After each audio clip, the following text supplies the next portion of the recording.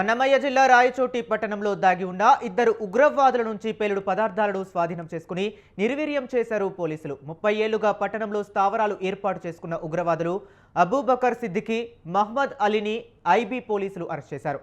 వారి వద్ద స్వాధీనం చేసుకున్న సూట్ కేసులో బాంబులు, బకెట్ బాంబులను రాయచోటి డీఎస్పీ కార్యాలయం పక్కన ఆక్టోపస్ పోలీసులు నిర్వీర్యం చేశారు. చాలా కాలం క్రిందటే రాయచోటిలో వీరు పాగా వేశారు.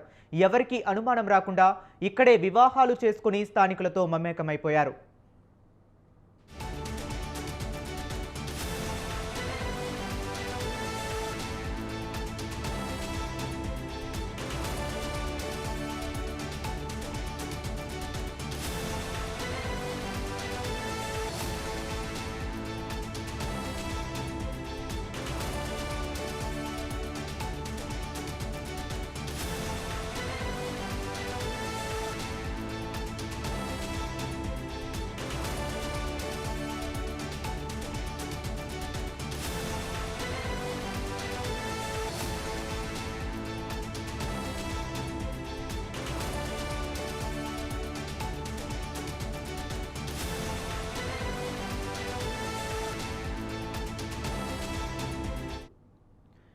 అన్నమయ్య జిల్లా రాయచోటి పట్టణంలో దాగి ఉన్న ఇద్దరు ఉగ్రవాదుల నుండి పేలుడు పదార్థాలను స్వాధీనం చేసుకుని నిర్వీర్యం చేశారు పోలీసులు. 30 ఏళ్లుగా పట్టణంలో స్థావరాలు ఏర్పాటు చేసుకున్న ఉగ్రవాదులు అబూబకర్ సిద్దికి, మహ్మద్ అలీని ఐబీ పోలీసులు అరెస్ట్ చేశారు. వారి వద్ద స్వాధీనం చేసుకున్న సూట్ కేసు బాంబులు, బకెట్ బాంబులను రాయచోటి డీఎస్పీ కార్యాలయం పక్కన ఆక్టోపస్ పోలీసులు నిర్వీర్యం చేశారు. చాలా కాలం క్రిందటే రాయచోటిలో వీరు పాగా వేశారు. ఎవరికి అనుమానం రాకుండా ఇక్కడే వివాహాలు కూడా చేసుకుని స్థానికులతో మమేకమైపోయారు. ఇక ఇదే అంశం గురించి మరింత సమాచారాన్ని అభిషేక్ అందిస్తారు.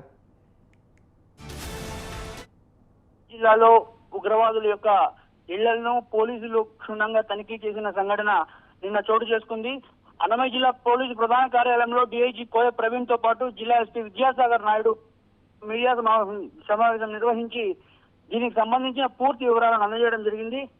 ఈ సందర్భంగా ఎవరైతే ఉగ్రవాదులు ఉన్నారో అబూబకర్ సిద్దికి మరియు మహమ్మద్ అలీ, వారిద్దరూ మారుపేర్లతో అమానుల్లా మరియు మన్సూర్ అనే మారుపేర్లతో రాయచోటిలో నివసిస్తున్నట్లు పోలీసులు నిర్ధారణ చేయడం జరిగింది. వారి ఇళ్లను తనిఖీ చేసిన సందర్భంలో అత్యంత ప్రమాదకరమైన ఎక్స్ప్లోజివ్స్ చాలా దొరికాయని పోలీసులు తెలిపారు.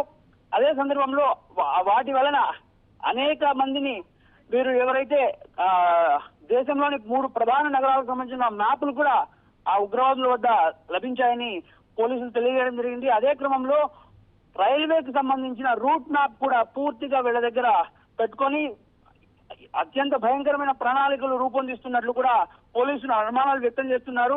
ఈ సందర్భంగా దర్యాప్తుకు వెళ్లిన పోలీసులను సదరు ఉగ్రవాదుల భార్యలు ఎవరైతే ఉన్నారో వారు ఇద్దరు ఉగ్రవాదులకు సంబంధించిన భార్యలు ఇద్దరు తీవ్రంగా పోలీసులతో దాడికి కూడా ప్రయత్నించినట్లు కూడా పోలీసులు తెలిపారు. వారిని కూడా అరెస్ట్ చేసి కోర్టులో ప్రొడ్యూస్ చేయడం ద్వారా 14 రోజుల రిమాండ్ కూడా వారి భార్యలకు కూడా కోర్టు విధించింది.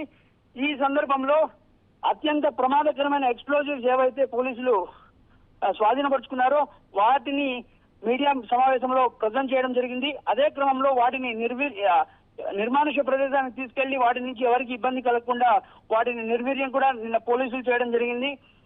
ఈ సందర్భంగా డిఐజీ కోయ ప్రవీణ్ ఒక సీరియస్ వ్యాఖ్య ఒకటి చేశారు. హరి, ఏదైతే ఈ ఉగ్రవాదులకు సంబంధించిన పుట్టుపూర్వత్రాలు పూర్తిగా తెలుసుకుంటాం, వారికి ఎవరైతే ఆశ్రయం ఇచ్చారో వారిని కూడా వదిలే ప్రసక్తి లేదు, పూర్తిగా విచారణ చేస్తున్నారు పోలీసులు అని కూడా చెప్పారు. ఈ సందర్భంగా ఆంధ్రప్రదేశ్ సంబంధించిన ఇంటెలిజెన్స్ బ్యూరో మరొక్కసారి సదరు ఉగ్రవాదులకు సంబంధించిన ఇళ్ల వద్ద మరోసారి తనిఖీలు చేసింది.